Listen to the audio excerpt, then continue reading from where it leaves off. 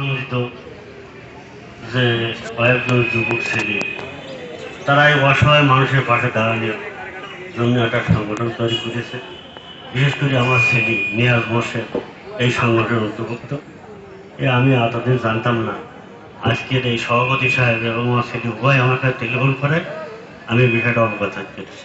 যা হোক, আল্লাহ তাআলা আমাদের সৃষ্টি করেছেন তার ইবাদত করার জন্য এবং মানুষের একে অপরের কল্যাণ করার জন্য মানুষ সৃষ্টি করেছেন আল্লাহ তাআলা। আমার নবী করিম সাল্লাল্লাহু আলাইহি সাল্লাম 17 বছর বয়সে হিলফুল ফজল নামে এইরকম একটি সংগঠন তৈরি করি মানুষের কল্যাণের জন্য তিনি চেষ্টা করে গেছেন। আজ এই ছাত্ররা সেই অনুসারে এই সংগঠনটি তৈরি করে যে মানুষের পাশে দাঁড়াচ্ছেন, এটা আমি অত্যন্ত আনন্দিত। আমি আল্লাহর কাছে দোয়া করি যে তাদের এই প্রচেষ্টা সফল করুক আল্লাহ তাআলা, এবং এর জন্য আল্লাহ তাআলা